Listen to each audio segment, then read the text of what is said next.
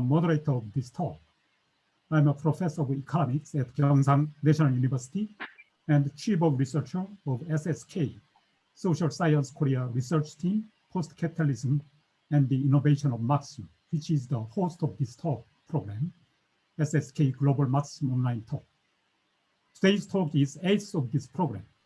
I'm very pleased to invite Professor Marcello Musto, my old friend, as well as worldly distinguished scholar, as a speaker of today's talk.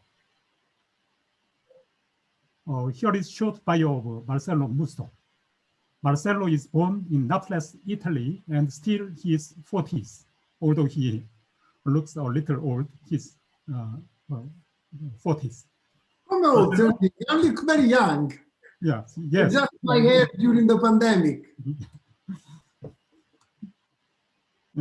Marcello is currently a full professor at the Department of Sociology of York University, Canada, not UK. Marcello has published 4 books and 4 book lists and edited 12 books and published more than 40 articles, mostly on Marx and Marxism. Among Marcello's books are Another Marx,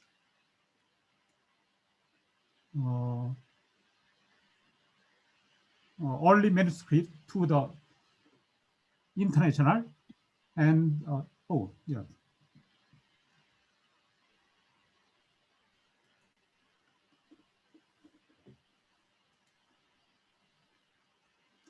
And the last years of Karl Marx, it's not written.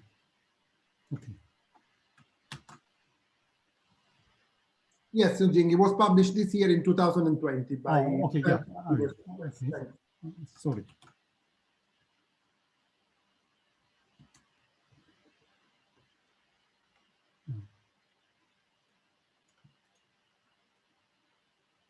So he's yes, Another Marx, early manuscript to the International, and the last years of Karl Marx on intellectual, and the last, and Marx Capital, after 150 years, Critique and Alternative to Capitalism, it published in by Routledge in 2019, and Karl Marx Life, Ideas, Influences, a critical examination on the bicentenary, is Paragraph 2019, and the Marx Revival, Key Concepts and View Interpretations, is published in Cambridge University Press, 2020, and its most recent, I think it is a forthcoming book. It's yeah, I will tell about that. So, and many of Marx, Marcello's works have been translated and published in more than 20 languages. Among them, we Korean, because this host is from Korea, Korean have 2 Marcello's books as of now. One is Rethinking, Marx and Marxism. This is one. It's published in Korea. And the other, this one is published in 2013. And the other is Last Struggles of Marx. It's published in 2018. Marcello is also an outstanding organizer of international Marx conferences and research projects. For more details of Marcello's bio, you may visit his homepage. It's marcellomusto.org, and check out his 53 pages long CV. Today, Marcello will talk under the title of Marx's concept of alienation. And indeed, alienation is the central lifelong theme of Marcello.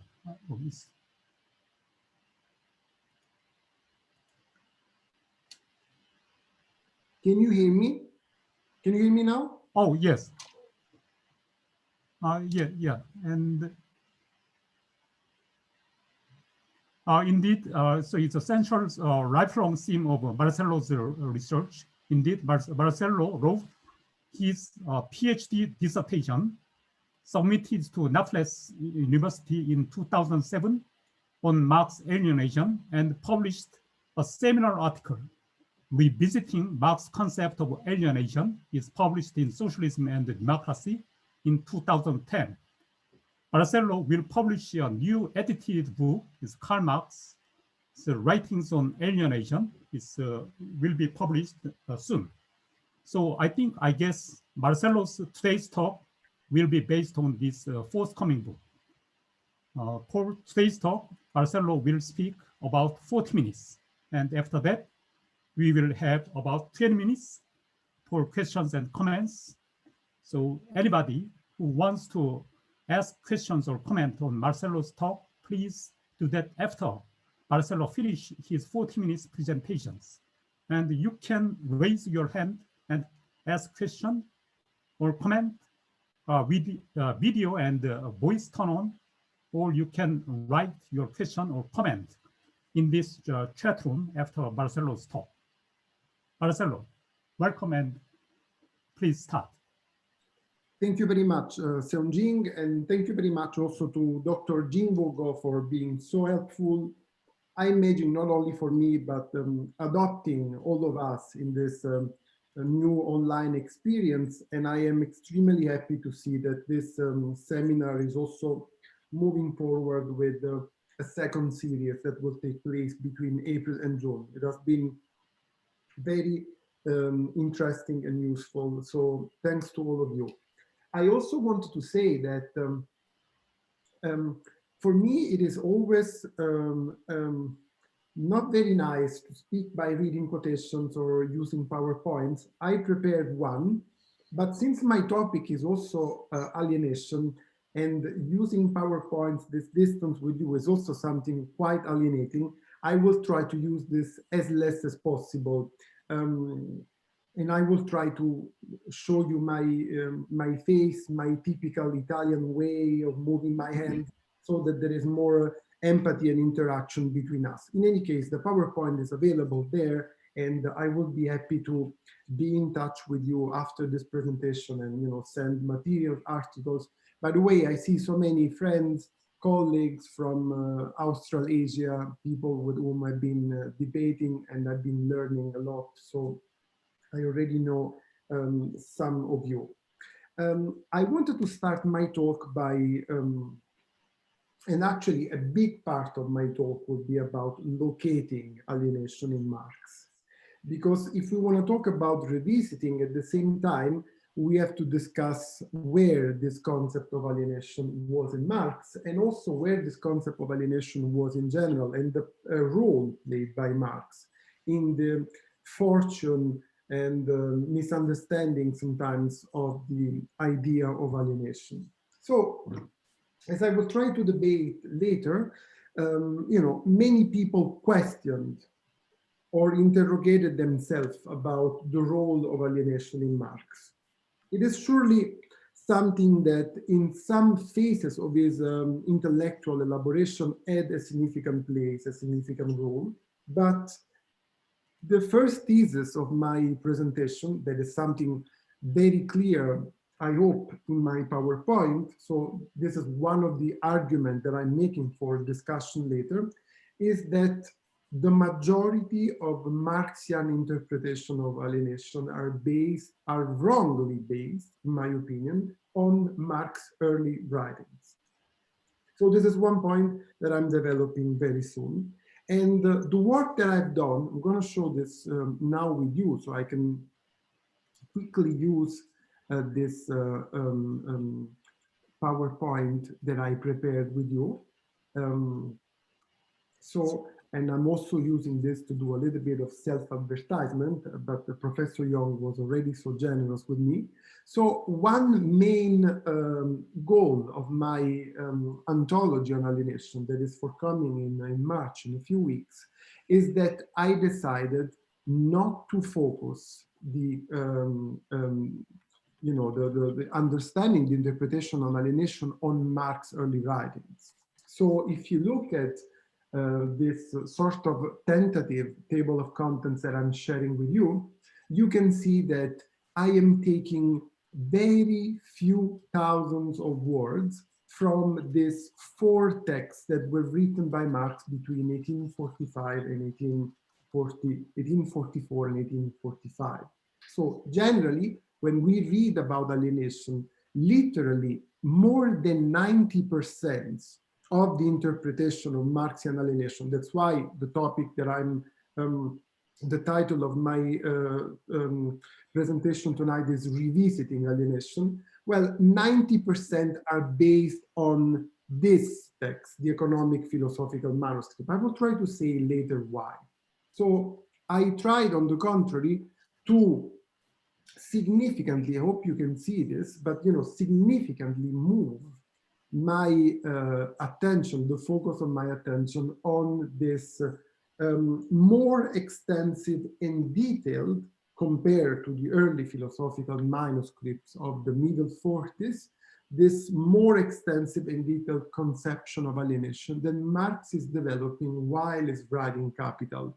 So this is starting, of course, in the Grundrisse. You see how significant are, the numbers of words, that means the references and the passages of alienation that I found in the Grundrisse, in the manuscript of 1861-63, that are something else from the theory of surplus values and the surplus value. And then, of course, this very important text, chapter 6, the unpublished chapter 6 of Capital, volume 1, plus some references in Capital. Of course, I mean mostly Fetishism of Commodity and Capital, volume 3.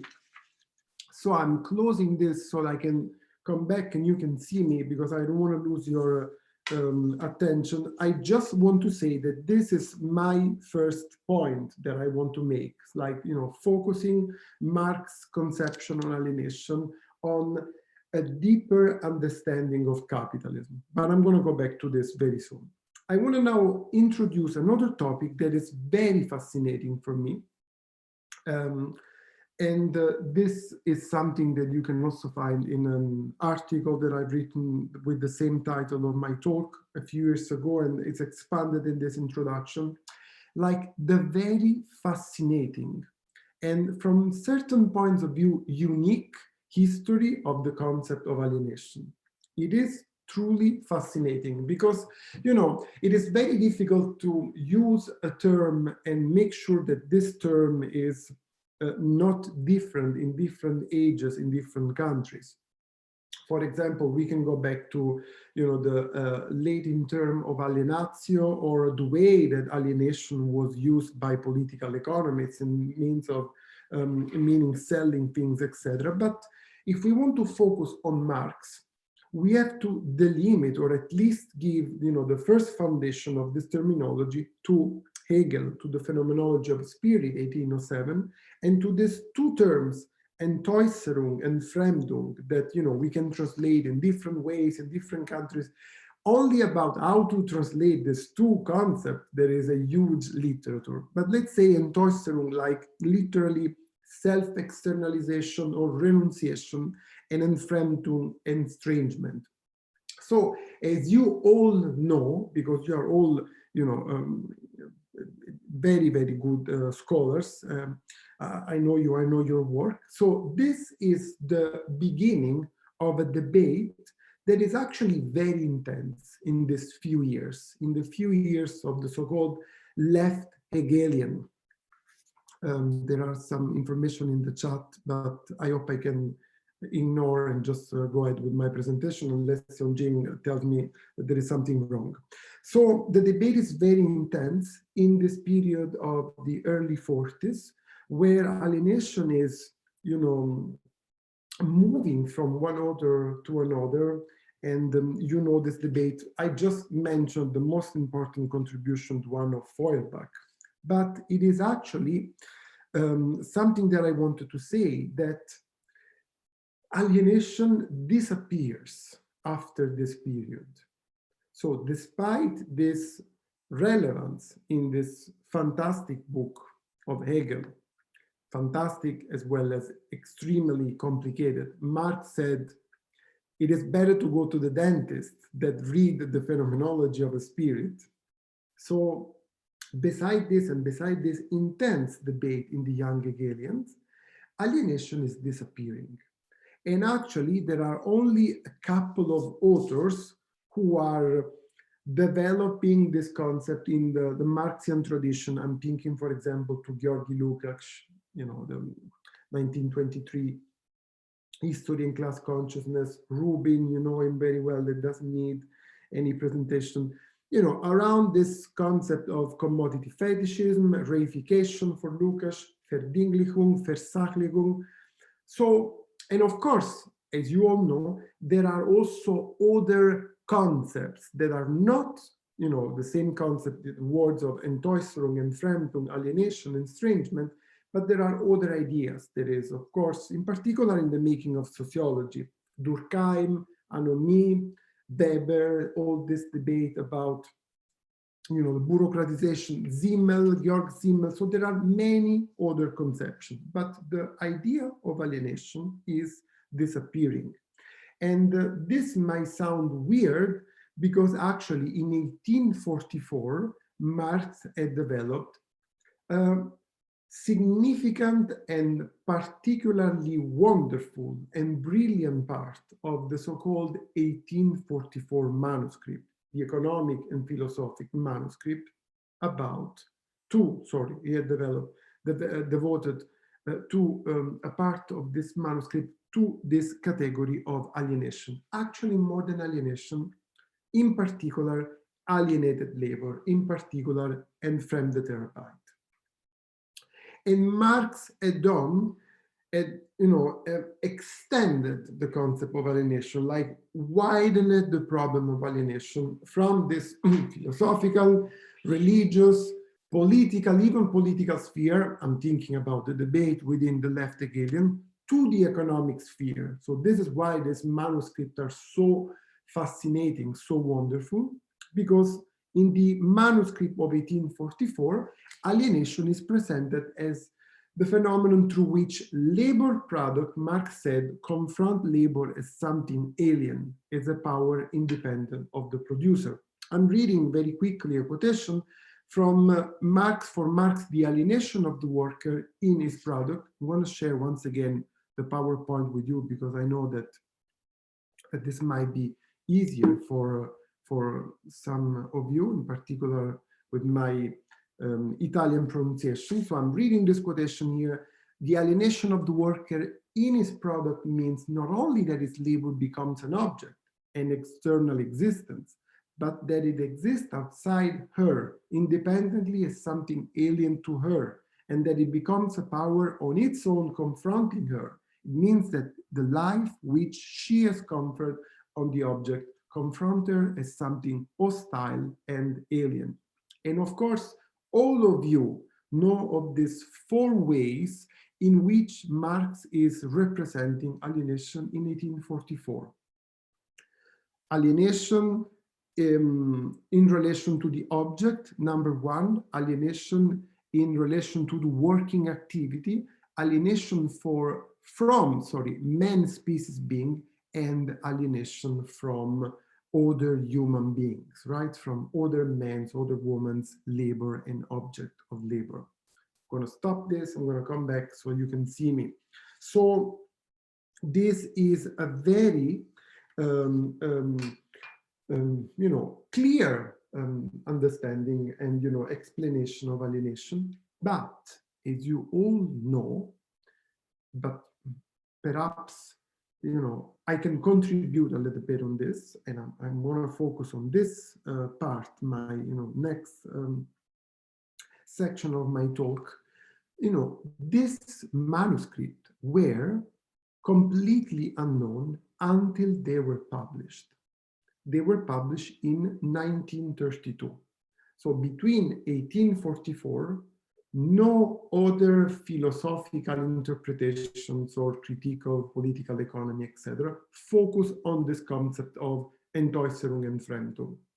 And Marx, who did more brilliantly than any other left Hegelian, perhaps even more than Feuerbach, who was in any case extraordinary. Unfortunately, Feuerbach lacked the political engagement, but he was surely able to expand and change this Hegelian category that was presented by the masters of all masters in his work of 1807.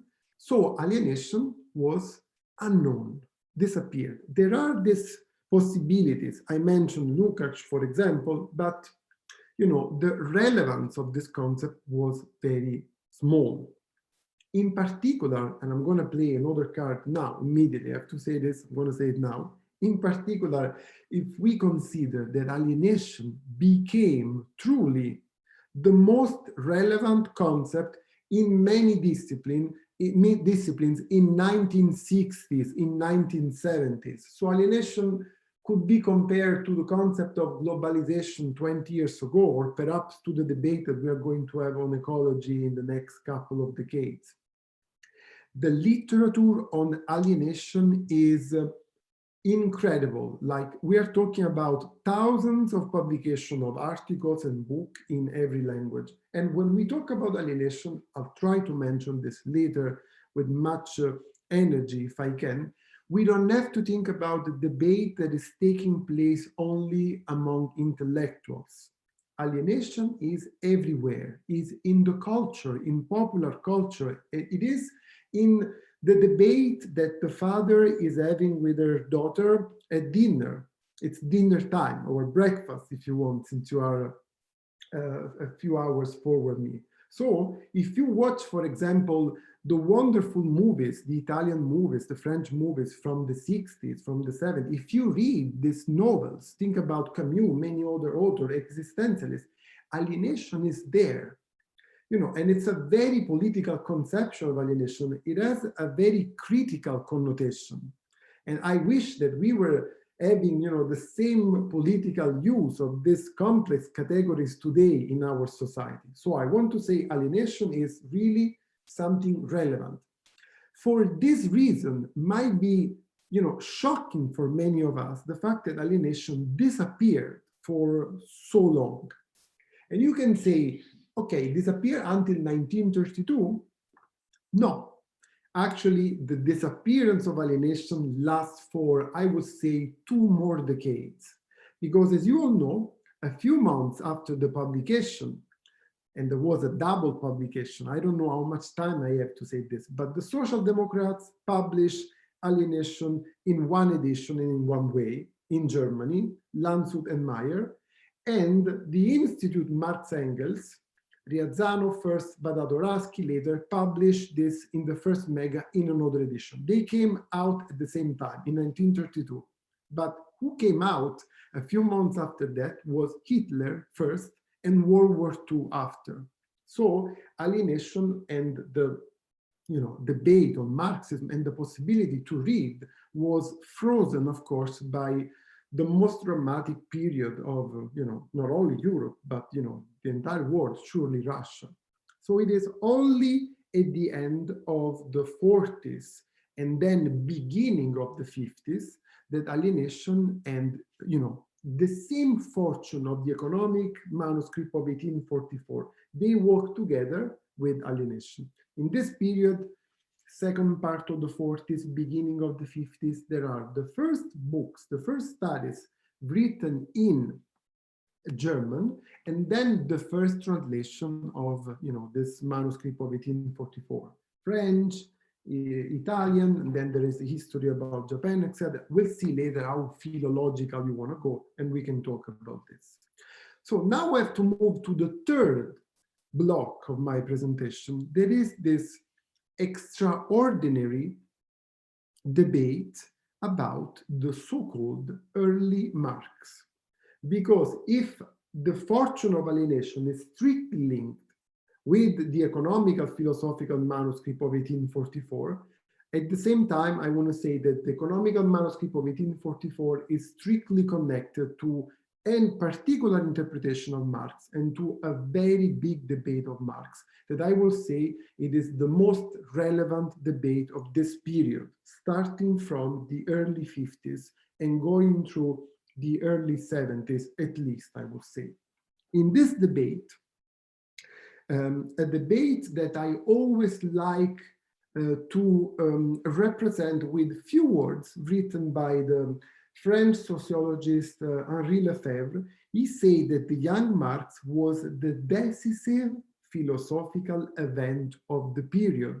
And actually, I would say that Sartre, when he said we cannot be anything else than Marxist, when he was saying, okay, we have to be Marxist, he meant much more the economical philosophical manuscript than, I don't know, the Civil War in France, the political writings of Marx, the International Capital, etc., etc.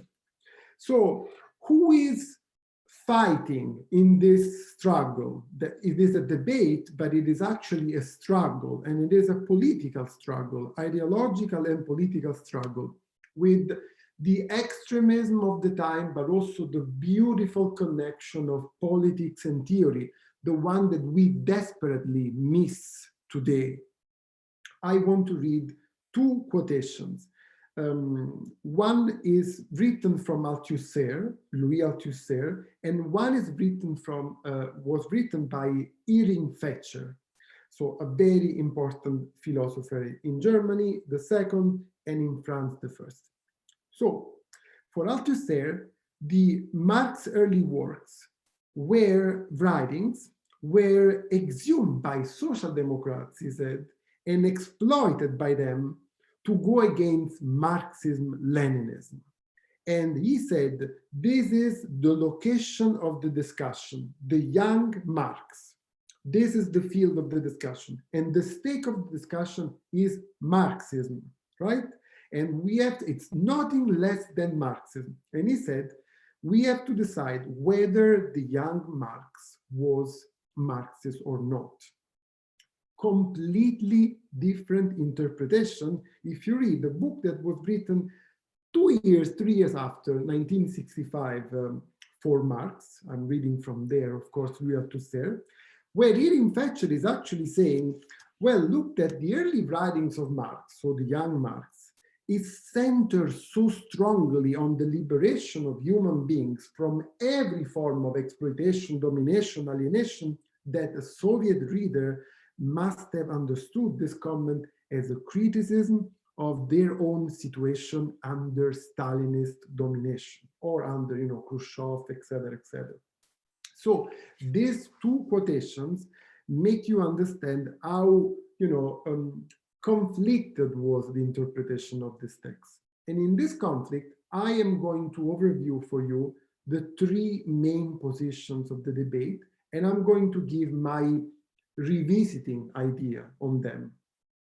Because once again, if you want to talk about alienation, you have to talk about manuscript of 1844. Manuscript of 1844 means the young Marx, and the young Marx is essential to understand what kind of Marxism, what kind of politics do you want. This was the decisive field. Position number one, there were many authors who said that there was a theoretical preeminence of the young Marx on Capital. I know that this is shocking for many of my colleagues that are listening now. Most of them are in political economy. It is shocking for me too. I believe that this would be shocking for Marx as well, but I'm going to return to this later. Then there is a second group, a second position, those who gave little significance to the manuscript of 1844 and to Marx, the young Marx, even with some incredibly excessive critique of this text. And then there is a third position, a position that tried to build a continuum, a bridge, a continuity between the young Marx and the Marx of Capital, the Marx of the critique of political economy. I had to be very fast because I also thought I had 1 hour of time, and I don't want to be bad, and my chair Seongjin is going to be very harsh with me later. But let me give you some juicy quotations from these three groups, from these three interpretations.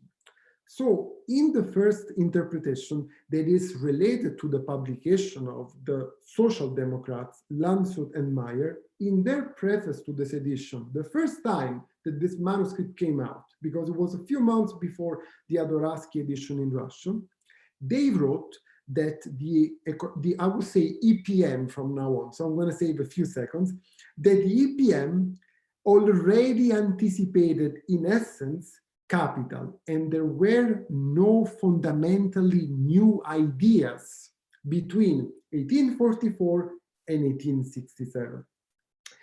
And they also said that the 18 manuscript of 1844, they were Marx's central work, right? Today, we should do like this when we read this kind of quotation, but I think it's easy to understand why. For political reasons, I'm going to leave this to the debate, otherwise I cannot go to the many other topics that I prepared for you. There was another famous scholar at the time, very well known, today a little bit less. His name was Henry de Man. Seongjin Jeong, he knows everybody, of course, he understands. The man said, I'm going to use this quotation because it's very interesting for me, that the young Marx is superior to the Marx of Capital. But what always fascinated me of this quotation, why I select this among the many others, is that the Marx of Capital was represented, I'm reading here, as a Marx who had a decline in his creative capacities. Political economy, critique of capitalism is considered a decline, right? Be careful, because some of these people, as I will tell you later, are mostly heterodox Marxist, progressive Christians. Many people, they're talking about a theological Marx, in particular in France, but not only there. And in fact, later also the fantastic and very relevant tradition of liberation theology in Latin America. What is the Marx that they're approaching, that they're meeting? It's this one. And also many existentialist philosophers. I can tell you, by having spent many months reading all this literature from first page to last page, that I would bet that many of these people had not opened Capital, had not read Capital, and they'd focus on this manuscript. And generally, I use a quotation from an anti-Marxist, a liberal author, a very brilliant mind, the sociologist, the French sociologist, Raymond Aron. Raymond is making fun of all these people, mostly in France, but not only there. He mentioned Jesuitic priests, Parisian para-Marxists. These are the quotations that he mentions. And he's saying that actually the obscurity of the manuscript of 1844, the incompleteness, the contradictory character were a source of fascination for these readers. And they believed that this was better than what Marx did after. But then he said, if Marx had not had the hope and the intention to ground the coming of communism with scientific rigor, he would have not needed to work for 30 years on Capital, still without finishing it, by the way. He said a few weeks and a few pages would have been enough. I could read more, but I just want to say that this interpretation is really unacceptable for us today, like having the focal point, as they said, of Marx in Marx's early writings.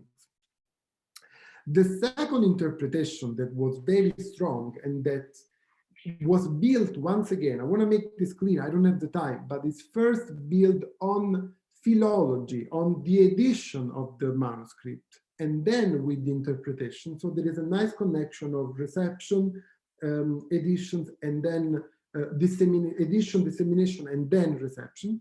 So it started with Adoraski in France, etc. But it's this idea that Marx failed in this manuscript because there is no mention of the dictatorship of the proletariat. Woohoo, look, what a surprise.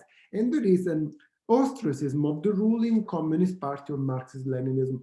Again, I studied very carefully all the editions of Marx and Engels in Russia and in Eastern Europe, and it is not surprising to see that the economic philosophical manuscripts were never included in the collected works of Marx and Engels. Never in any of this country. With which reason? That they were only manuscript. Oh, only manuscript, like the thesis on Feuerbach, like the German ideology, like the Grundrisse, like Capital Volume 2, like Capital Volume 3, like the many other things, right? Because Marx left in manuscript, in uncompleted state, many things that he published. So there is, of course, a political reason for this. And the political reason was, once again, highlighted by French scholars like Pierre Naville. He said, Marx passed from philosophy to science. This is only philosophy, there is no science. Althusser actually went so extreme on this by saying that the Marx of 1844, it is the Marx, as you know, just before the epistemological break, and therefore he said the Marx most distant from Marxism. Before the break, it is the most distant because it's just embracing philosophy for one last time before it's kissing her and then goodbye forever. So, and then he's also saying, I want to tell you that there is no alienation after this, and there is no alienation in Lenin. So he's explaining that there is no continuity in Marx because Marx did not write about alienation. And we know that Althusser had not studied the Grundrisse. The Grundrisse were available there. They were translated, but Althusser only studied the introduction. Lucien Seves revealed in the book that I edited in 2008 about the history of the reception of the Grundrisse that Althusser, completely dismissed the Grundrisse. And, Lenin had not written about alienation, like a proof that there is a epistemological break in Marx. So the point is not only to deny that Marx thought underwent huge changes, but to contest Althusser theorization of the rigid break according to which the EPM and other early writings are extraneous to Marxism rather than an integral part of its development. So I want to say very quickly that both these parties, EPM is superior to the other Marx, or the other party, EPM is not Marxism at all, they are actually sharing one big mistake, the mistake that I call the myth of the young Marx, because they are giving, both of them, centrality to this text, to this manuscript, many times ignoring how they were left, in which state, why Marx wrote them, what was the original plan, etc., etc. I have no time. So now let me go to the third interpretation. There is the interpretation that I share, but within this interpretation, I disagree with at least 80%, if not more, of the existing literature. The interpretation that between the early manuscripts, the early writings of Marx, and the major conception of Marx, I don't usually use these terms also because late Marx is something else, but we can talk about this later. There is a substantive continuity in Marx's work. Okay, so they said that in Capital and in other works, you can see that there are bridges and you can see that there is a terminology that is kept, etc., etc. I can respond to question more precise. Please be, understand my position. Time is very limited. But within this interpretation, the vast majority of this author, they said that there is the central thesis of Capital is already anticipated in the EPM of 1844. So within this, let's say, party of the continuity, many people made the mistake of representing the EPM of 1844 like a text where Marx had already clearly highlighted his future critique to capitalism. So for me, it is always the same story. The idea that this person was born already with all the signs in his head. And already when he was so young, writing for, I don't know, the team for the high school, the famous one that he wrote when he was very young, in 1835, he already knew about capitalism, etc. So if you read Robert Tucker, He talks about the centralities of alienation theme. Capital was the logical fruition of all his thoughts from the beginning. David McClellan, the early writings contain all the subsequent themes of Marx thought and show them in the making. And, Bertel Ohlmann, the same. I have no time to read all this quotation, but some people said, I'm talking about good authors like Medzaros, like, Adam Schaff in Poland, the first scholars in Eastern Europe who wrote about this, that the embryo of the concept of commodity fetishism can be already found in EPM of 1844. So I reject these ideas, and I can explain later why. And I want to say once again that it was possible to have a different opinion, because already in 1858, Henri Lefebvre, in the Critique of Everyday Life, a very famous sociological book, he said the mistake, the false option which must be avoided is to overestimate or else to underestimate Marx's early writings. I have to be very fast and I have no time to talk about this. So in this Marx continuum, there are a number of errors and interpretation, and there are underestimation of Marx's huge advances made in the 50s, in the 60s, in the field of political economy. And, it is also unacceptable to have these anthologies of Marx where these questions about alienation, this quotation about alienation, they're just copy-paste.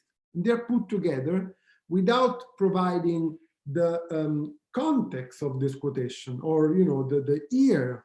I can see already my colleague Tomonaga Taraku have several questions, but I still have a little bit of time. Seongjin, correct me if I'm wrong. So I now want to end this part because I think it is enough. I have to give me at least a couple of minutes to go to this fortune of the concept of alienation. So now that alienation is once again out, and there are all this development and interpretation in Marxian side, in Marxian field, but this is so hegemonic, then Marx is entering in existentialist philosophy, therefore in French society and in Germany, and etc., right? I can provide more readings about this. I want to say that there are now what I call a sort of irresistible fascination of the theory of alienation, like the phenomenon of alienation tout court, alienation for everything, which is something that we must distinguish from these things that I quickly mentioned before, like the other concept, the non-Marxist concept of this phenomenon can be related to alienation, including Heidegger in Being and Time, including the things of sociology that I mentioned before.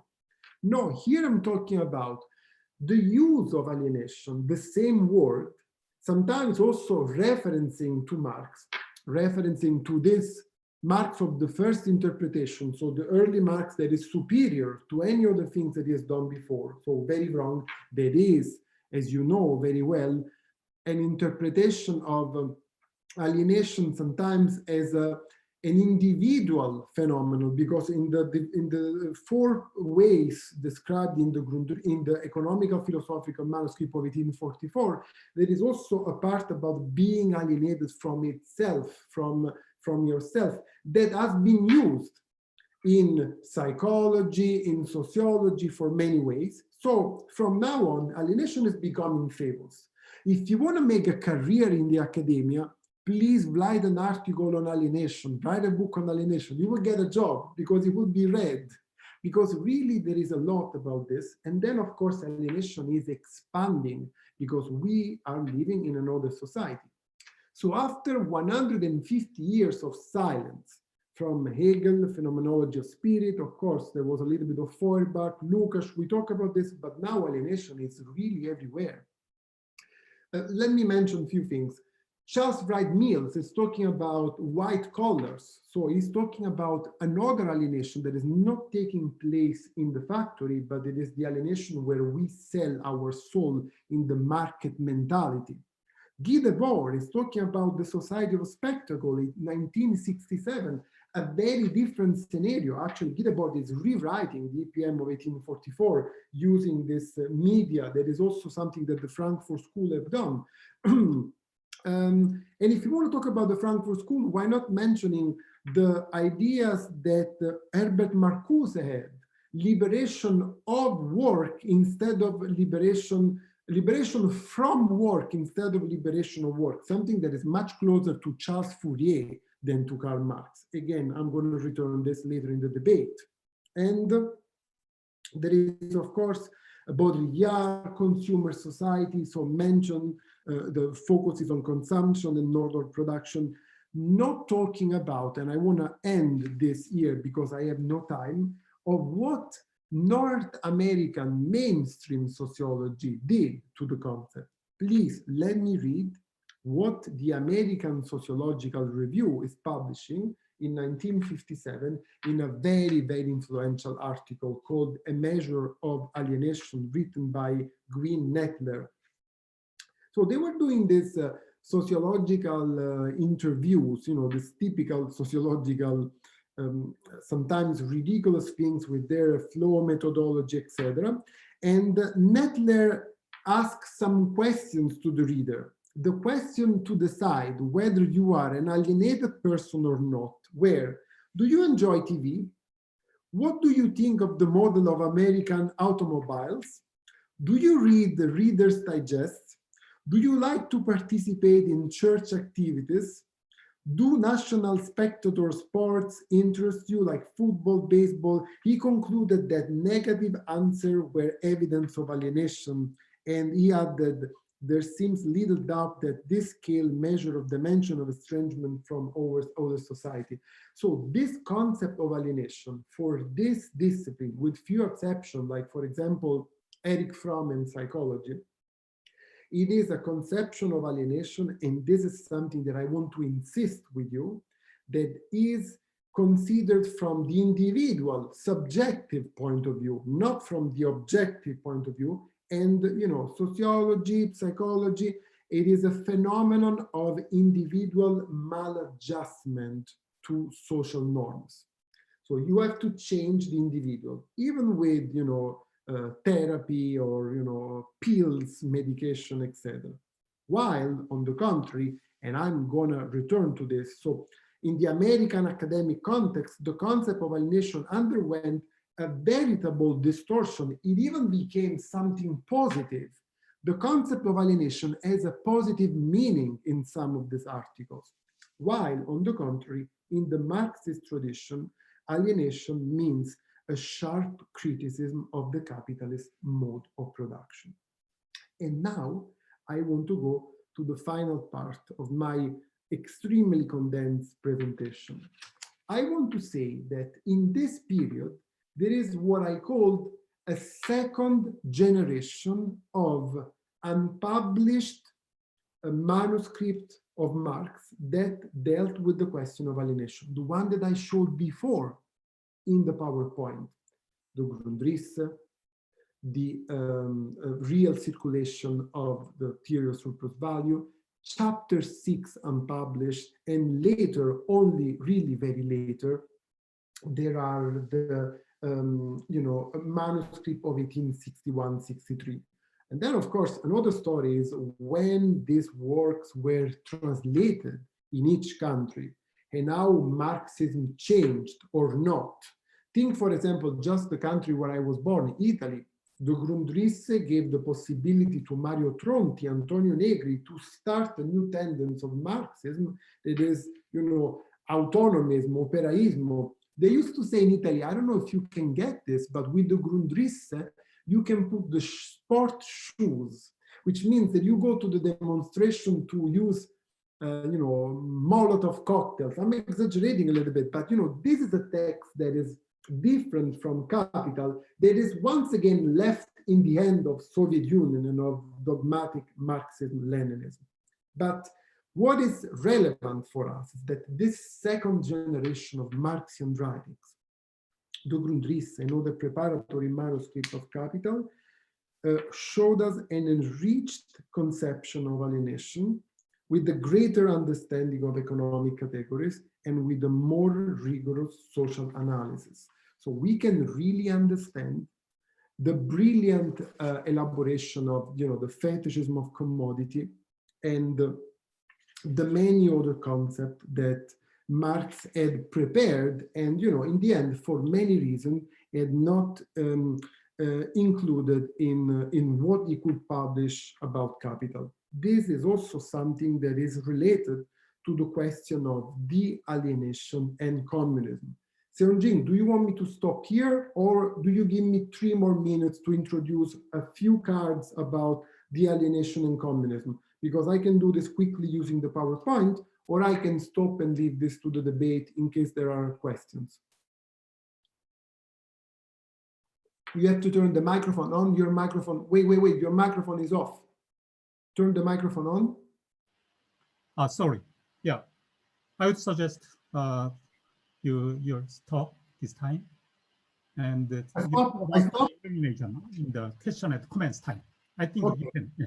Okay, so let me stop with 1 more minute then. Let me do the conclusion. Oh, the okay. conclusion that I want to make is this one, is that thanks to this second generation of Marx writings that are manuscripts that are useful for many things, but we can also use in terms of better understanding alienation and de-alienation, most importantly, which means the profile of post-capitalism. That is the reason why I decided to have this talk in this brilliant idea and research project organized by Professor Jeong, is that this is not only a better understanding of capitalist mode of production, it is not only a break with this other conception of alienation that, as I told you, were changing dramatically a concept that was a critical concept, even with Hegel, even with Feuerbach, was critical. Like, I just read a few quotations, I could read more. But what is most important, the concept of alienation becomes a practical and a political project. So the debate of alienation, it is no longer merely confined to the circles of intellectuals, universities like us today. That is very important, and we try to do as much as possible. But what we want and what we like is that what we study is used by a social and political movement to change society. And this is the beautiful and, something that I can hopefully express with passion, encounter at the right time of this social movement that are exploding in the 60s and in the 70s, in Asia as well as in some European countries. And sometimes they are reading and using these texts of Marx that are so fascinating because they were really ahead of time. So these are really texts that anticipated, unfortunately anticipated, some of the transformation that capitalism would have done to human beings, not only during their production time, but also during their lives, outside the production, outside the factory. This is why these texts are so important for us.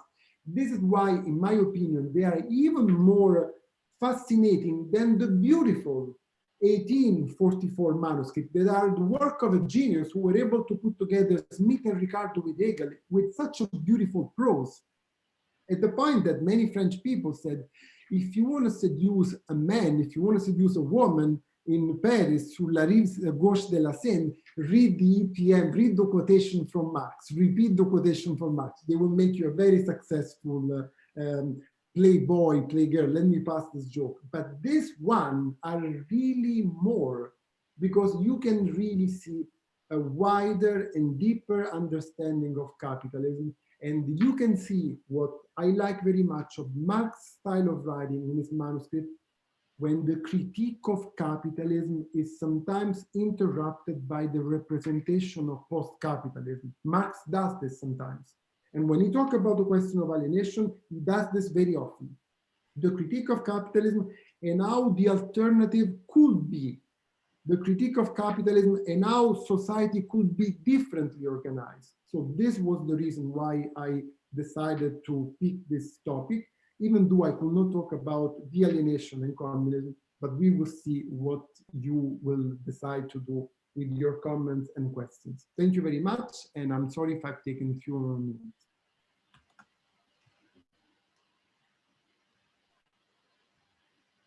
Marcello, thank you very much for your great talk. I especially like your the latter part of your talk, and your originally distributed PowerPoints dealt with the text of Marx, but today's your talk is more talk more about the debates and the interpretations of Marx concept, and also I liked it very much.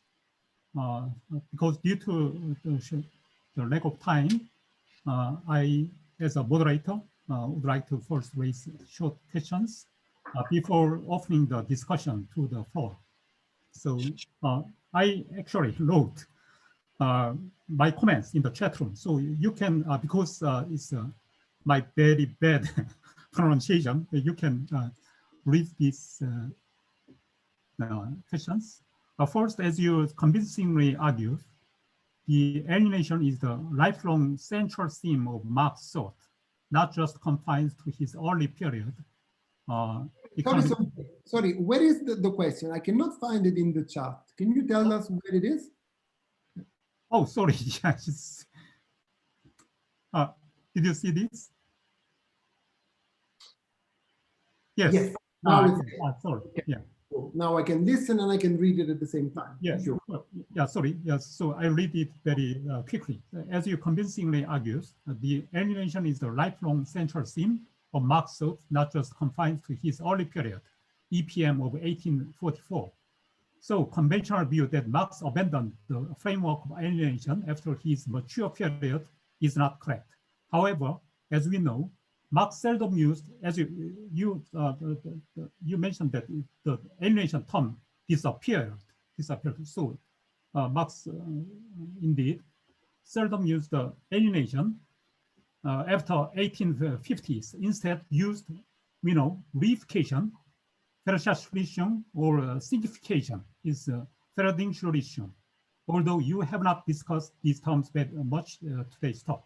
I think Professor Tomonaga Tairako will talk more about next time. So these terms Tomonaga emphasized very much, and I don't think it is the evidence of so-called epistemological break is as Althusser asserted in Marx. Like you, I also think it is rather the enrichment of Marx's thought. As you rightly argued, there is a continuity between early Marx and mature Marx. But I will appreciate it if you could explain this change of term and the relation between the concept of alienation of early Marx and it's a mature Marx more. And my second question, it's so long. So sorry, wait a minute. Yeah, because there is a limit of words that you can put in the chat. That's why.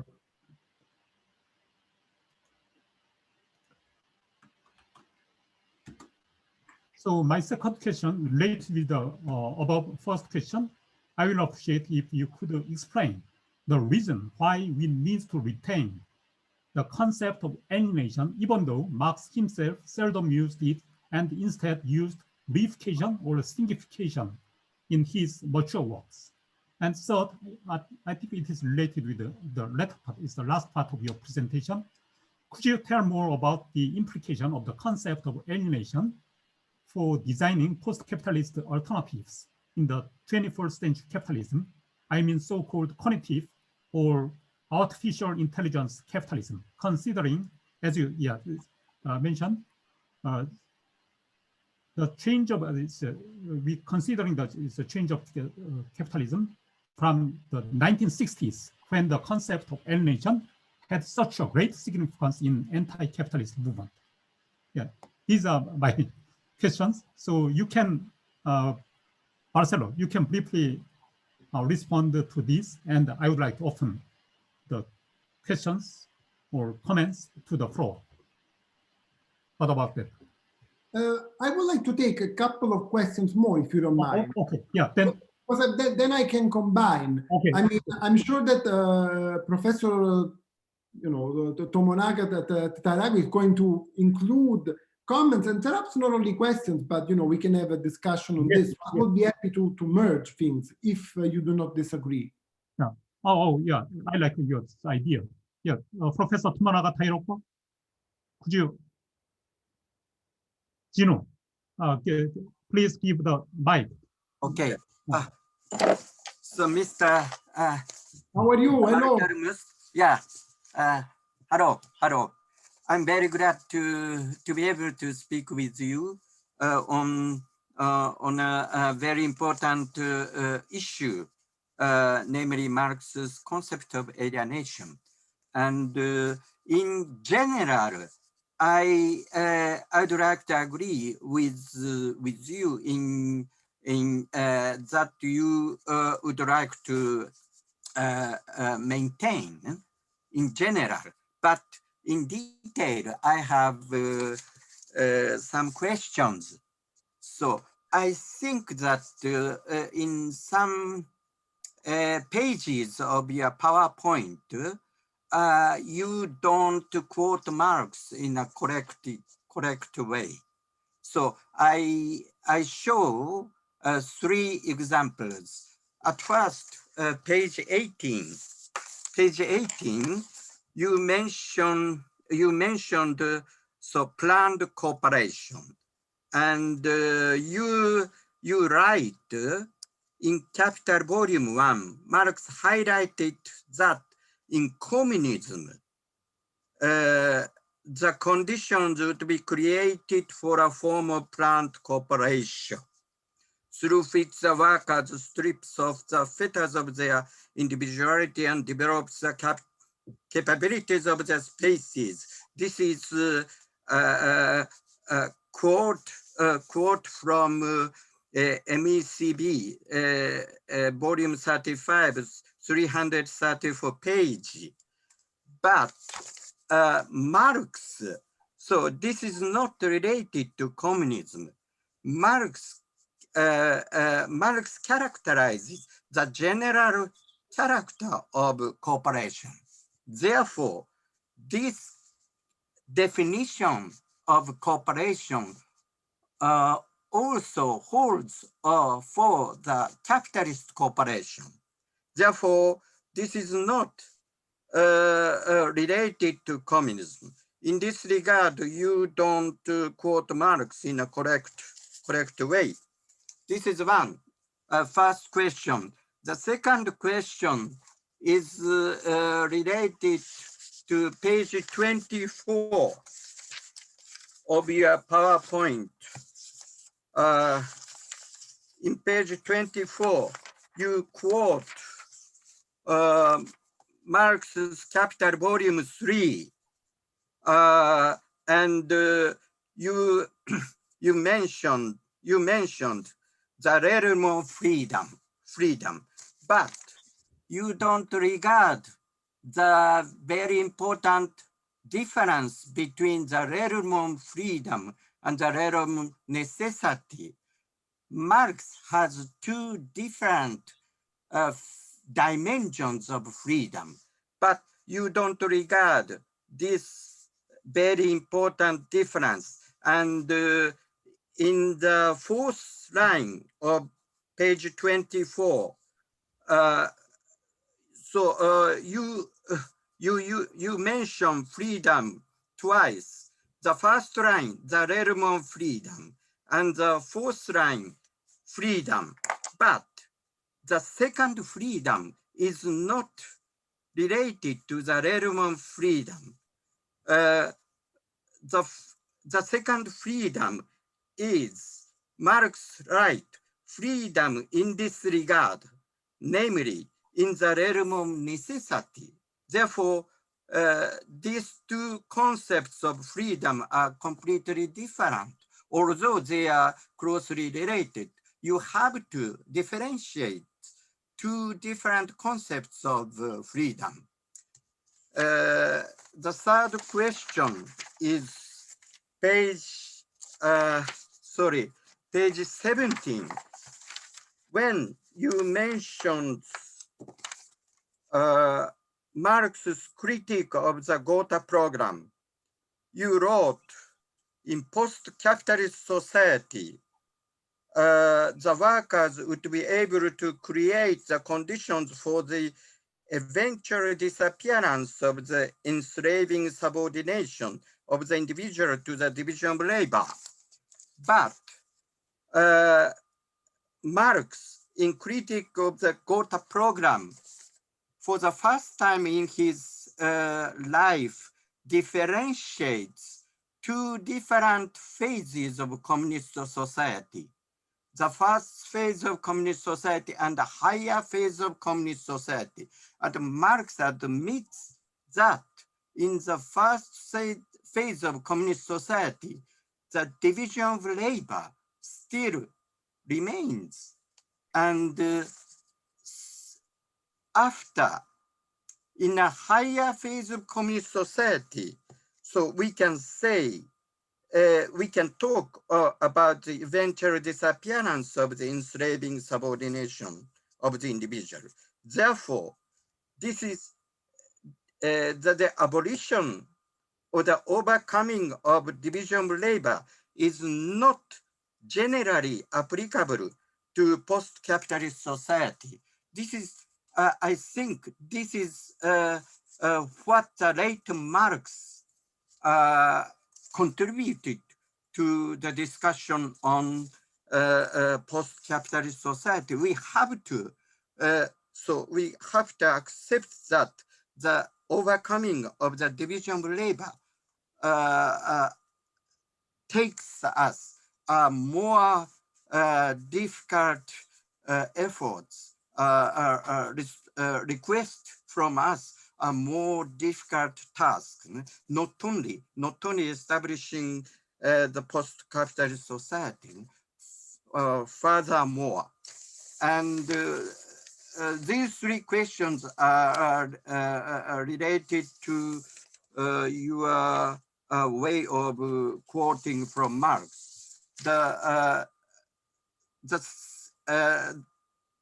two more questions are connected to what Professor Seongjin already mentions. So the fourth question is your concept of alienation is actually equal with wage labor, or so alienation also complies or reaches or covers the commodity producing labor in general. This is fourth question. And the fifth, is already asked by Mr. Seongjin, Jeong. So what do you think about the relationship of reification and alienation in the later stage of Marx? Thank you very much for listening. Professor Tomura. Okay. Thank you very much. Yeah, thank you very much for your comments and questions. So I would like to receive more questions from the floor. Any gentlemen or yeah, please. Hi, hello. Oh, yeah, Professor K. Hi. Yeah. Long time no see, Marcello. Hello, how are you? Fine, thanks. And I'm glad to see you well, too. Actually, mine is not a question, but a kind of comment. I totally agree with you about the importance of Marx's concept of alienation, and it is centered on his critique of capitalism. And I think in Capital, volume 1 and 2 and 3, this concept of alienation is more developed and enriched in various ways than in his earlier days. And I think his study of cooperation and the division of labor in Capital is kind of one of the good examples, as well as his study of commodity fascism. And I think in Japan, and there are much detailed studies of these areas in the traditions of Japanese Marxian economics. And I'm currently trying to write about this in English, but has not yet published. And I believe Japanese study of Marxian economics can complement with each other and also can contribute to the development and enrichment of the study of alienation in all other areas in the world. So I think we can collaborate in the future. Thanks. Thank you. Professor Keiera, thanks very much for your comments. And do you want me to provide the first? Yeah, please. So that later we can also perhaps go back to you, to Professor Tomonaga, or to other possible colleagues. So let's start from, I have to be much more superficial than before because time is limited. Let's start from these questions that I will try to mix some of them, like the one of Professor Seongjin and Professor Tomonaga. And, you know, with Keiera, we are in understanding, but I also take many of the consideration made by Professor Tomonaga. I already had the privilege of discuss about some of these things with him in 2019 in Japan. And also some of the things that he said are, you know, remarks that I will be happy to sign and add to the things that I made. So there is a much more shared ideas and joint understanding than what is taught. But let me go back to this initial question of the terminology used by Marx in relation to the complexity of the question, because this is something that is a common theme of my presentation. I hope I was able to explain this as much as possible, and of the comments of both Professor Jeong and Professor Tomonaga. So for me, it is clear that there is the enrichment that Seongjin has mentioned before. And in this enrichment, I want to make this clear. Marx never had not only the time, but never had the intention of sitting at his table and writing something like a short introduction or understanding of also glossary to the question of alienation or to many other things, because we know very well that is not only political, and there were many more compared to 1844, but also theoretical priorities were different. So a little criticism that I do to Professor Tomonaga, but I will not call that criticism. I will not call that criticism. You might remember this, is that I say that when we talk about alienation today, in particular, is a wonderful contribution of going so deep in the terminology. It is something that we do today because we study that from this point of view, while the idea of Marx is actually describing the phenomenon of capitalism, and by doing this, in this enrichment, in this complexity, in this journey that started in 1843 and ended at the late of the 70s in terms of new terminology, new fields, etc., Marx is describing new things, different things, and therefore is using different terminologies. For example, Marx is not talking about Entäußerung and Entfremdung for many, many, many years, starting from the Holy Family in 1845. Why?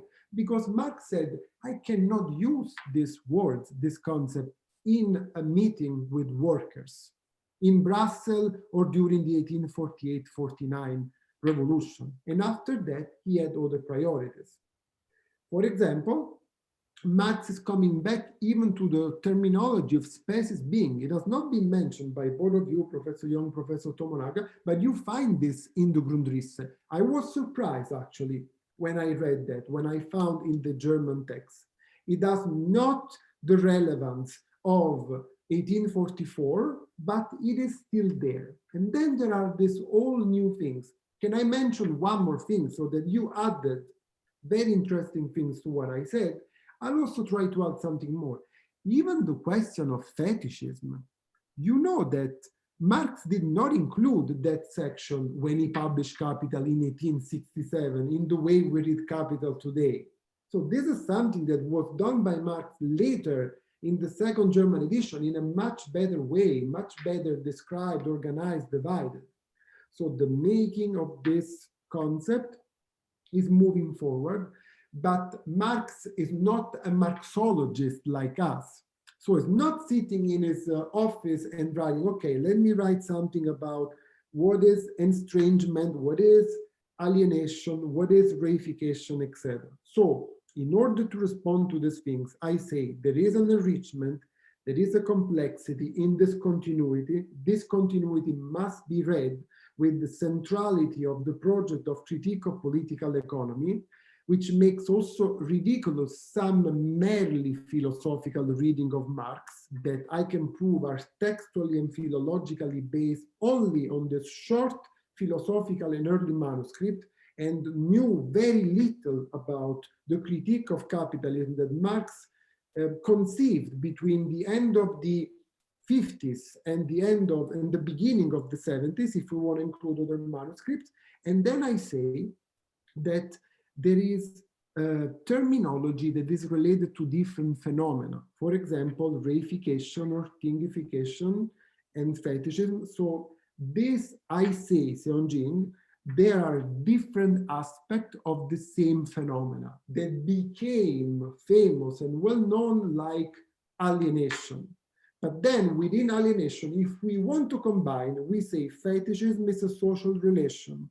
We say reification is related to the thing. We say many other things that were described in 1844 manuscript, like the subjective elements, spaces being, etc., and then later developed in something else. So I say different aspects of same phenomena. I also want to say that this third question that you posed, the question of, so, and this is the question number 5 of Professor 4 and 5 of Professor Tomonaga, and I hope that I said something that will satisfy you in this extremely, short time that we have. The question of cognitive capitalism, the third question that you pose, when you say, let me read it. Could you tell more about the implication of the concept of alienation for designing capitalism in the 21st century? Yes. So I would say, I don't read Marx in the way of, like you, Seongjin, like finding a solution to a problem that we have today. And of course, with all the changes of capitalism, it is not possible to find all in particular with this question that you mentioned of cognitive capitalism. But I already anticipated, if you give me this, in my presentation, something that you said, because I actually said that these texts were so ahead of its times that actually think about the fragment of machinery. It has not been mentioned yet in our debate. I was waiting that somebody would mention this. This is surely something that can be seen as an anticipation of automation, etc. And that is actually also strictly connected to politics, because Marx is talking about capitalism, and here I'm going in relation to what Professor Tomonaga told us about cooperation, and cooperation as the dimension of capitalism. But the question is that it is not distributed and is accumulated in the hands of capitalists, of few individuals. And today, this problem is also related to cognitive capitalism, is also related to the vaccination, right? To whatever related to the pandemic, etc., etc. So I read these texts to see how brilliant they were and to see how wonderful they are in the description of an alternative, a possible alternative. Like, I want to connect this to what Professor Tomonaga told me about my quotation. I think he would pass me a joke. He was very unfair with me because he touched topics that I have not the time to develop in my presentation. Had I had the time, I would have explained this, but these are just a series of quotations. For example, the quotation about freedom, I'm just taking from Capital quotation. I know that there are two meanings, but I didn't have the time to explain this. And I am in agreement with some of the things that you said. I just want to say that for me, it is very relevant to explain to activists and to people that the project of a de-alienated society, or let's say a society that is alienated as little as possible. So we don't go in the mistake that there is the end with communism, as I will try to say in a few seconds, and this society is completely free from alienation. It's the end of history. It's a wonderful children book for children. So I want to say that freedom is an essential aspect of this society for Marx. And for me, this is also relevant if we go back to the political history of the 20th century, when this communism has been represented, as the most different way from individual liberties, freedom, etc. But since we have a second series of our talk, and actually I've already indicated to Professor Jeong that my second talk will be Rethinking Alternative with Marx, I have actually recently published a chapter on communism in the Marx revival, where I touch some of the things that were mentioned by Professor Tomonaga, and I will be able to explain them, because it's not really defending, but it's really explaining them and expanding them during my second presentation, because this one I have to stay as much as possible on alienation. I just want to say, because I don't want to ignore the last comments that I've written here, that this question of differentiating the two phases of communism, socialism, communism, mentioned by Professor Tomonaga in relation to the critique of the Gotha program, is also something politically dangerous. Not what he said, but what has been done later. Like giving this idea that there is a first stage and then there is always this sun of the future that is coming, but it's never happening, right? So there is also an implication of this use. And, perhaps we just want to say that many times in Marx, this conception of socialism, de-alienation, communism can be also seen as, a terminology of a same emancipatory project.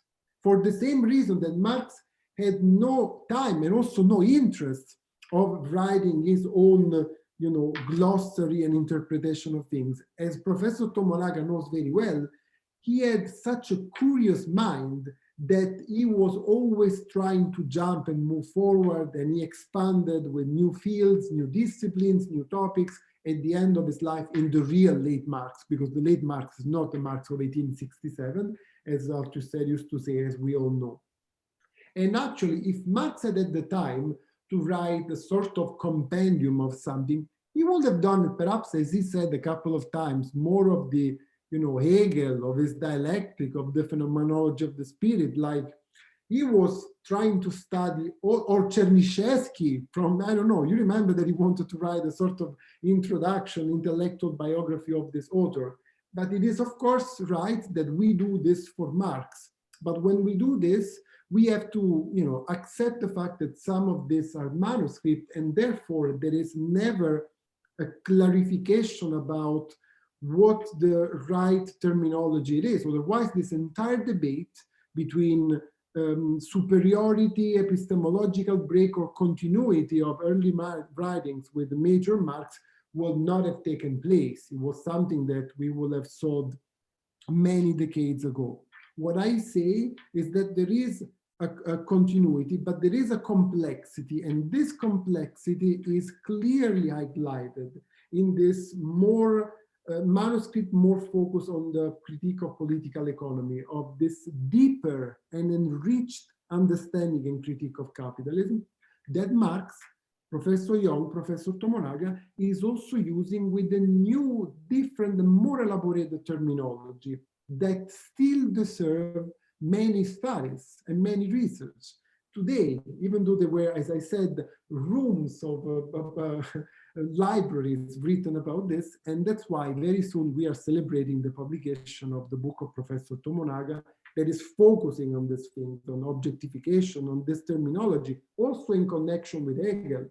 There is so much still to learn about this. And I want to say that we have to do it in a new way, not thinking like many Marxists have done before. Hegel is idealism, Marx is materialism, Hegel is all wrong, Marx is all well, and there is this also big connection between objectification and alienation. That was another point. Every objectification is alienation, this idea of a natural conception of alienation, and then Marxism, alienation is historical, so the negation, something that Lucas already wrote in the preface of 1967 of History of Class Consciousness. But I see already other questions, so I better stop here because there are already 3 questions from Mia-san. So sorry if I talk too much. And please, Professor Tomonaga, be kind with me if I don't have time to explain everything in the way I would love to. Marcello, thank you very much for your kind and pointed responses to the questions and comments from Professor Tomonaga Tairako and Kei Eara and me. And I think, yeah, there are some issues that we need to discuss more, but I think we had better save them to our later next discussions. As you know, we have about 30 times to discuss starting from February, no, it's April to June. So Professor Tomonaga Tairako, could you save the discussion next time? I think, okay. I see that there are some questions in the chat from yes. Dr. Mia-san, and they are about the topic of today, alienation. So you want me to respond to this? I would be happy to do it. Oh, yes, Professor Son. Yeah. Thank you very much for your interesting presentation. Yeah, I would have 3 questions. First one would be similar to Professor Jeong-Jin's mention. Nowadays, people do not seem to consider about alienation very much.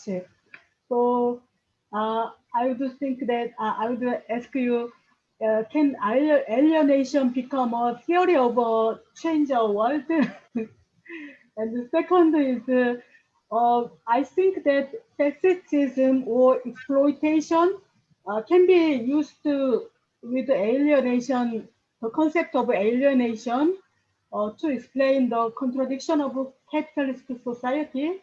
So what do you think about that? The third is the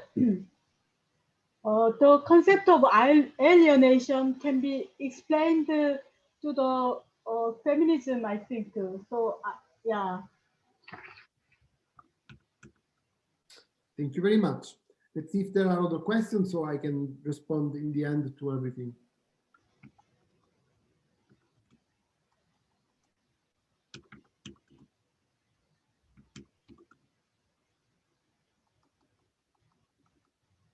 Anybody else would like to make a comment? Oh, yes, but I think, yeah, Professor Lee, Taekwondo Lee, do you have a question? Professor Lee? Yeah, it's Alex Taekwondo Lee. Okay. Yeah. Can you hear me? I cannot I cannot turn on my video, so sorry about that. Oh, We can So see a big yeah, I whale. quite enjoyed.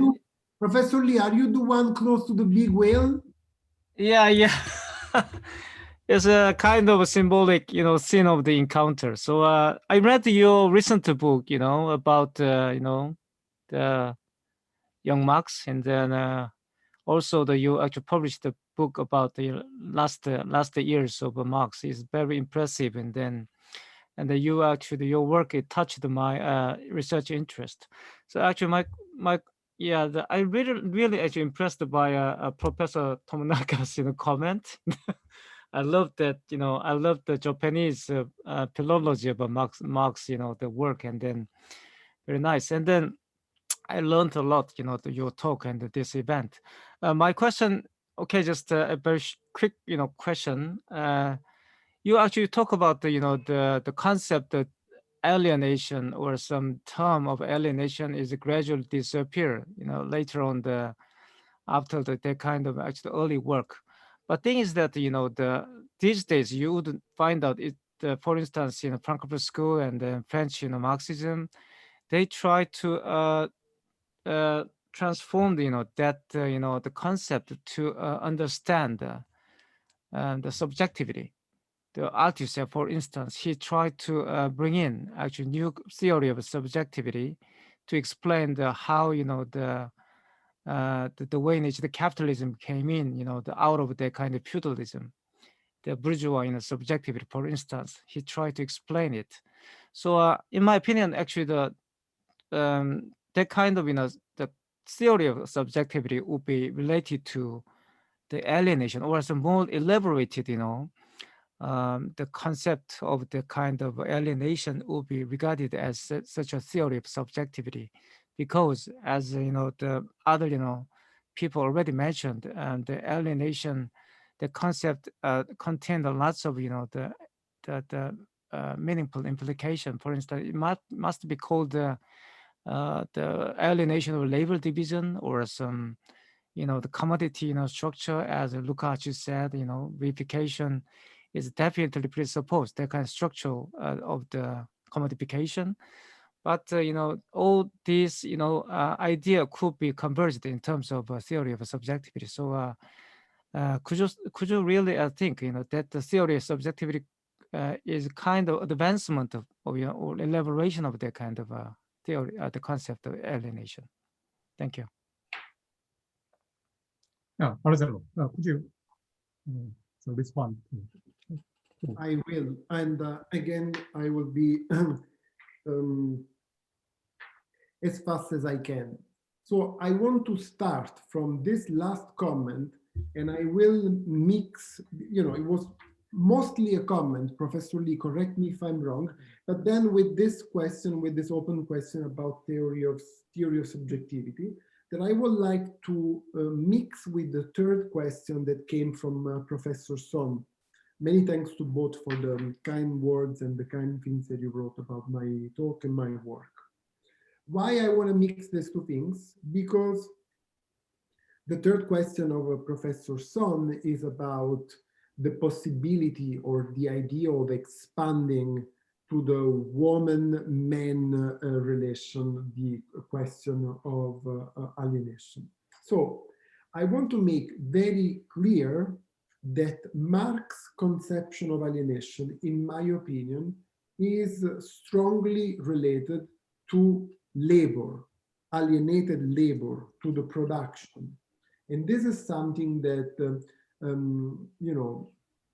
new conceptions of alienations from Marx's point of view should, in my opinion, defend, if I want to use this word, this verb, because otherwise the representation of alienation will, like many other things of our society, cancel, ignore work, labor, and this relevant, still essential element contradiction of our society. So against all this tendency, the end of labor, the end of work, all this thing, etc. So Marx is talking about this subjective aspects of alienation. I mentioned some of them, they are important. They are not the most interesting, in my opinion, but they are very relevant and brilliant, as I said.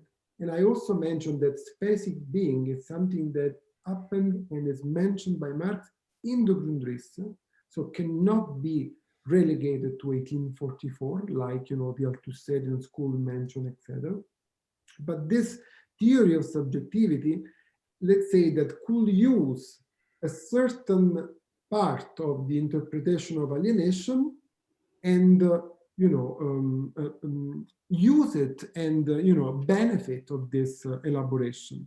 But I will not change this, going back to Professor Son, like using, once again, it has been done, and this is something that I am critical of this, like using the concept of alienation to explain everything, using this meta category of alienation to really explain, any critical phenomena of our society. Because this is what happened in the 70s. Like, there is an ecological alienation. If you are a marginalized group, you are alienated. If you have a problem in your relationship with your partner, is alienated. And then this alienation is not meaning anything. If alienation is everything, it doesn't mean anything. And I'm interested in the critique of this because I personally need, for my theoretical project, why I like alienation. I like alienation because I don't like capitalism, and I want to use alienation to destroy capitalism. So if you use alienation for everything, then it loses its political connotation. So if there is a question related to the man-woman relationship, I will call this gender inequality, right? Before, at the time of Clara Zetkin, women's emancipation, that is as important as alienation, or even more if you want. But I will not use the same term, otherwise this term becomes, everything and therefore nothing, and loses this connotation about the production. The second question made by Professor Son is connected with what has been already discussed before by Professor Jeong and Professor Tomonaga. So fetishism or exploitation as, example to explain contradiction of capitalist society. So I don't want to repeat things that have been already said before, but this things that Professor Son wrote is also interesting because it is, see, Professor Tomonaga, another concept that we have here, exploitation, that has not been mentioned. And if you talk with the orthodox Marxists or the 60s or the 70s, they were against alienation. They said, if you want to criticize capitalism, you have to talk about exploitation, not alienation. So they were always suspicious about alienation because of this definition of Irving Fetcher that I found good. It's a good definition that when you read it, it's so broad that really asks people to revolt, to rebel, or at least to take consciousness of the subjugation that they live in their society, even in the post-Stalin society. And then there is the very sad and critical point that we have to face today if we don't want to be isolated scholars with no relation with the world outside. So the fact that today alienation is not as important as it was before. You see, in my very excited presentation, I was talking about the 60s and the 70s. Why that? Connecting with the thing that Professor Jeong said at the beginning. Why that?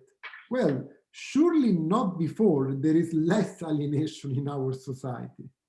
Because in our society, not only for the cognitive process, but for many other things, so we are really fully alienated.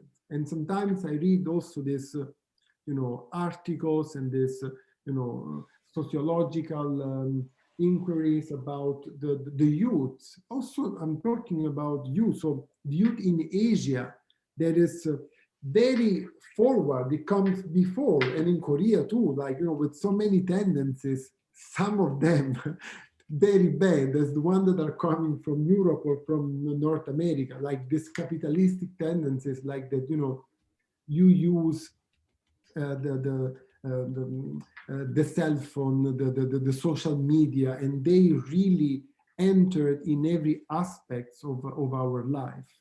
So unfortunately, the non-use or the lesser use of alienation today is not related to the fact that there is less alienation, but is related to the fact that capitalism has won a very significant chapter of the class struggle, you know, of the last decades that sometimes we call neoliberalism, but this will be more complex and will take much more time to explain, to discuss.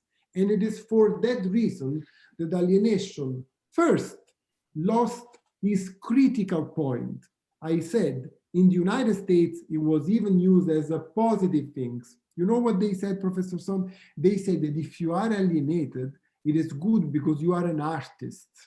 Alienated people are, you know, artists, and, you know, they can invent art, etc. They are good, marginalized in that corner of the society. Today is even worse.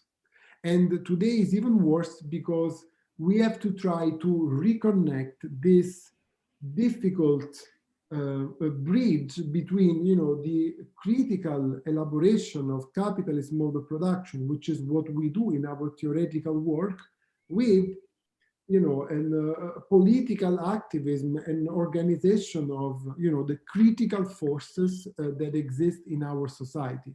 And unfortunately, from this point of view, the progressive forces in Korea, in South Korea, in Japan, etc., are as weak as those who exist in North America, in countries like Canada, like United States. But it is not the same tendency everywhere in the world, even though, you know, these are complicated decades, and of course, tough times for scholars like us who want to see a revival of alienation, not only in the interpretation and the understanding of the concept, but also, you know, in the political struggle for a different organization of society.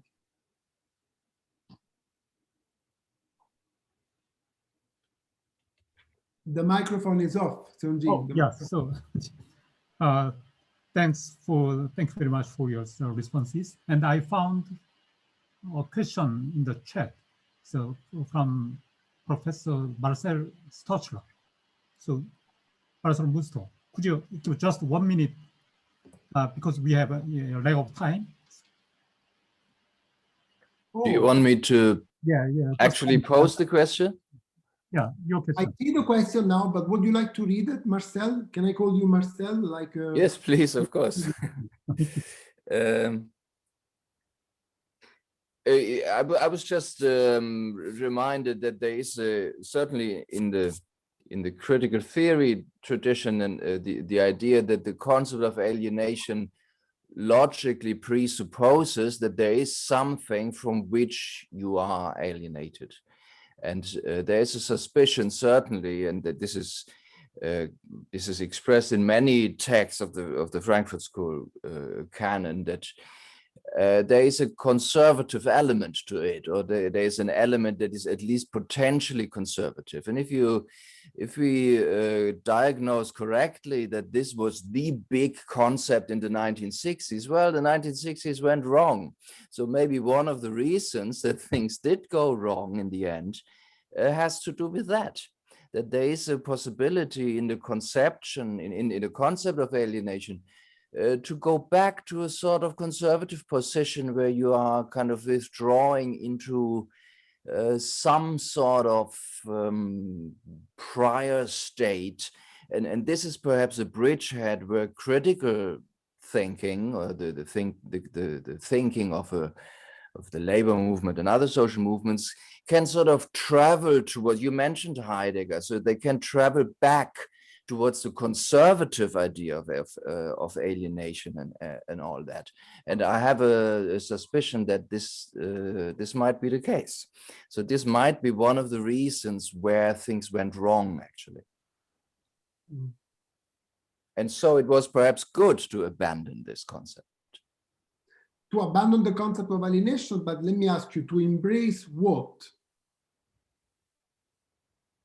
To embrace, this is perhaps implied in the question by Professor Son, in the context of the gender question, to embrace an unalienated kind of true essence of something.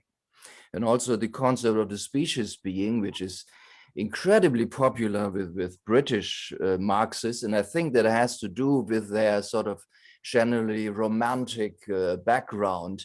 They love the species being. And I think that they always get it wrong because it doesn't mean in Marx what they think it means. And that seems to me a very problematic thing. So that the critique of alienation very easily can be construed as an exhortation to go back to the true nature, which sometimes some people refer to as the species being, as if it was a positive thing to be a species being. So that is, there's also an anti-individualist element there. So there is a bridgehead towards communalism or communitarianism, which for me is a right-wing ideology, and so on. So there are many traps and difficulties in this area. I'm so glad, Marcel, that I asked you the second question, because I didn't understand very well from your first comments where you wanted to go. Now that I ask you, I see that we no longer not only share the same name, but also the same idea. So that's very, very good. I think this is a very important thing in connection with what I said. Had I had more time, and I'm glad that I haven't done it, because we are discussing since 2 hours and there are so many questions. There's never enough time. No such thing as enough time. But I would have mentioned many more interpretation of alienation as specific being, in particular coming from the Anglophone world, where they made many, many mistakes. You know, Professor Tomonaga wanted to be mean with me, imagine with them. And we are also debating today the need of a new translation of Capital. You know that there will be a new edition coming, of volume 1 coming in 2 years with Princeton University Press, because some of these things are a big misunderstanding. So my idea of alienation has very little to do from this conception of species being. And even there, I have nothing to do with the majoritarian interpretation of this concept that go back to this reactionary idea that you just mentioned now. That's fine. I just want to say that, you know, with Adorno, with some of these things, and, you know, there was an extension, of course, of alienation. It is important to do this because I see that some of these questions are in connection with the original debate of alienation. I don't see, for example, gender inequality related to this at all. But I see the contribution of, I don't know, the critique of media, just to mention some things that started with Frankfurt School, or I mentioned, you know, Guy Debord in France, or Charles Wright Mills when I was talking about the alienation of this new part of the society, the middle class. You know, this feelings of alienating, selling yourself for market mentality. I see a connection there. Some of the things there is no connection at all. But even when there is a connection, we should not lose two things. One, the question about the production and the critique of the capitalist mode of production, that is the essence, the core of Marx analysis and criticism. And the second one is the political element of alienation, that in fact, as you said, Marcel, is completely lost sometimes in this interpretation of species being going back before it was better, etc. So this pre-capitalist dream, etc., that in my opinion has nothing to do with the idea of a post-capitalism and communist society. But again, I'm going to speak on June the 27th of this, so I have time, and there will be many other talks about this. And I want to thank all of you once again for, you know, sharing your ideas, and you know, thanks to Seongjin Jeong for the invitation.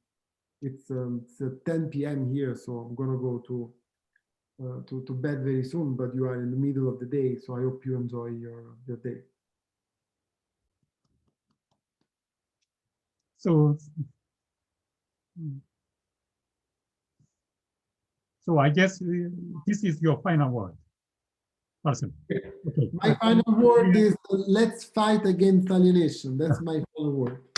And thank you. Yeah, yeah, Marcello, thank you very much for kind and pointed presentations and the responses and all the discussions. I also thank all of you for your contributions to the discussions. And before we conclude this talk, I would like to announce our next program. As Marcello just mentioned, he will talk for the second round of this SSK online Marxism talk program 3 months after. It's June 24th with the topic rethinking not alienation, alternatives with Marx. And before that, we have March 10, we have Fred Mosley's talk on Marx value theory. I think I will really appreciate if all of you could join these events too. Marcello, thanks very much again. I wanted to apologize with all of you colleagues, because, you know, for me it's very difficult because your talks here are very late in the evening. So I see that the program is so rich and many times I would like to do it, but of course I'm not in Asia and there is a problem with that. But everything will be posted online, and, you know, I'm also advertising as much as possible. So my apologies, and once again, thank you to everybody. Yeah, then, yeah, bye-bye. Let's see, yeah. Thank you, Marcello. Bye, bye. Thank you. Thank you to all of you, and see you later.